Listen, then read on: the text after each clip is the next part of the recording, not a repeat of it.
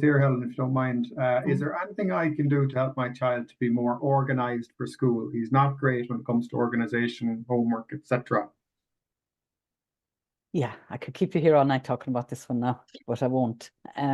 There are loads of things you can do. I think up to this point, parents have kind of managed everything for their children, but your child's moving out into a wider space, meeting more people, needs to take a little bit more autonomy, to take a little bit more ownership of what they do. So even between now and September, you can do things like discussing with them what the plans are. Whereas prior to this, we might have said, we're going to Granny's on Sunday, or you come to town with me tomorrow. But now we're talking about, well, this is what I'd like to happen. Can you come? Will you come? What are you doing? Have you plans? And getting them to start thinking about the future, even if the future is only a few days ahead. I think that's one part of it. I think helping them to have all the right stuff. I'm it's quite a while now since my children were in school, but I did all my August jobs the minute school broke in May and June in secondary school. But I washed the school bags, washed the uniforms, put everything away, so I had nothing to do until well, it's now August, but until September. And it meant I could enjoy the summer. We could all enjoy the summer without worrying about it. So maybe it is about getting things out of the way so that there's no stuff like, oh God, I have to do this. And you're putting a bit of pressure on them as well, because now they're seeing it as a big thing.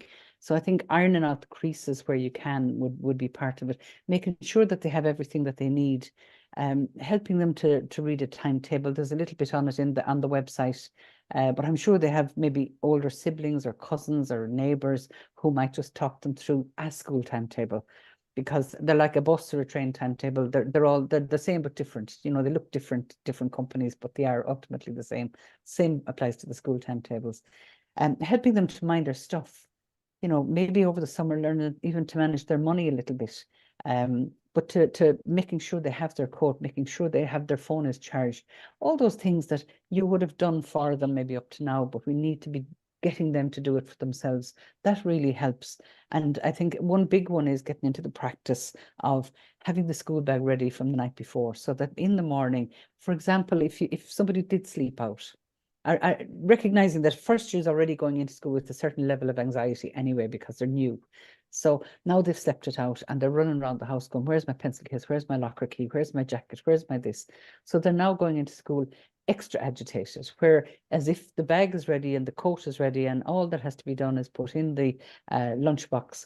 Then, a few minutes late in the morning can actually be ironed out really easily without upsetting anybody too much. So it's a good practice anyway for life, being ready and being prepared, I think is really part of it.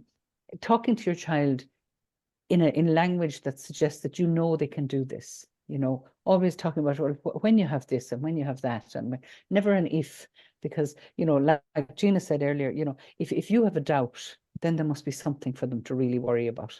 It's one thing for Granny or Auntie Mary to think that, oh, I hope he or she settles into school, because they sort of know them. But if Mommy or Daddy is saying, I hope, I wish, I wonder, then there must be, if the people who know me the best in the world have a doubt about it, there must be something I should worry about, So making sure your language is always about, how exciting it is. Gosh, I remember when you started in infants when you were 4, and look at the height you now, and how lovely it's going to be to meet new people, even though you yourself might have been traumatized in first year. Maybe you find it really difficult to make new friends, but you have to dispel all of that, pushed off to one side, because this particular space belongs to your child.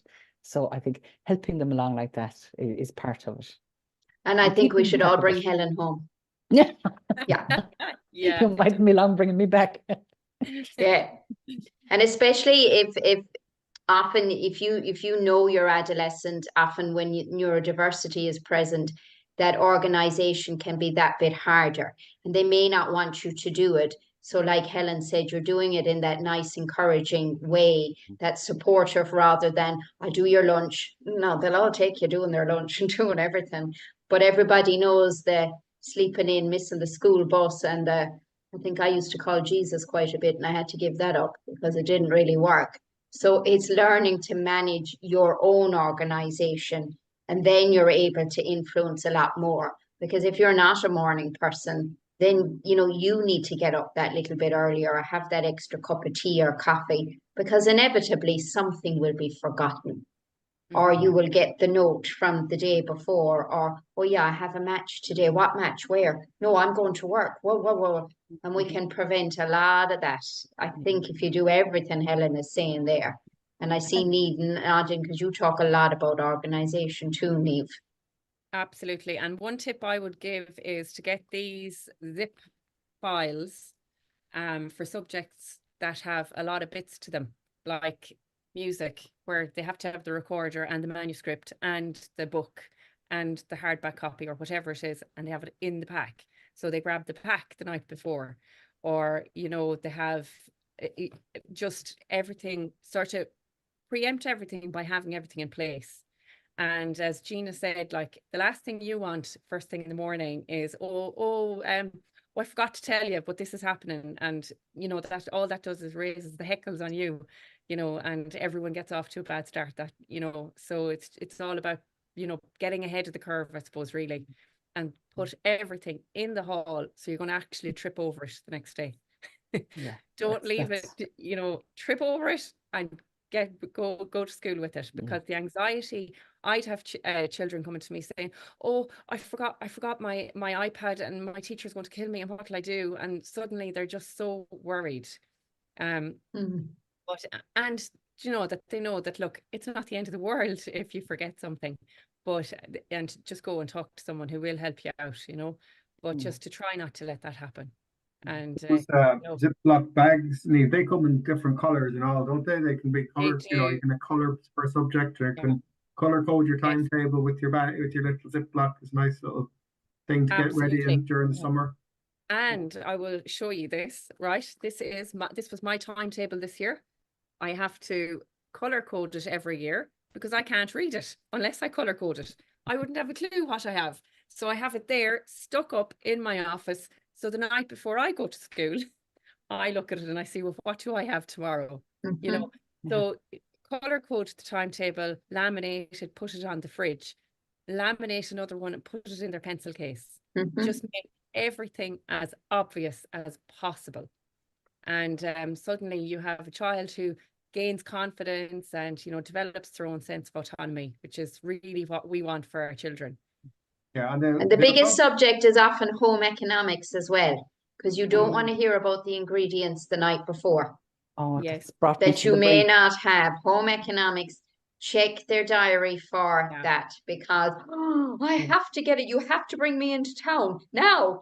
Well, that's the one, I think, where if they have home economics on a particular day, it's that evening to say, what have you got next week, and put it on the shopping list. But I think also it's good to help them to use the alarms on their phone. If they've got PE tomorrow, have the alarm ring at 6 o'clock or 7 o'clock and PE, and that's the cue to go and get their gear and put it in the bag. The same for woodwork or music, or those things where you have to bring extra bits that you might forget. I think that the phone, is overused in some ways and underutilized in other ways. And just to come back to what Gina said about, there is a lot of stuff that we parents do that actually causes grief. And you mentioned about, timekeeping. I would say my children were never late for school because of their fault. It was nearly always my fault, but I never got given out for it. They were always the ones who got given out for it, So again, me learning to manage it, I can't say that I did it terribly well, but those type of things, getting notes in on time, making the phone calls to school that you need to, because they're going to stress that you don't do it if you have a habit of not doing it. They're always going to be a little bit anxious. So they're little ways of helping.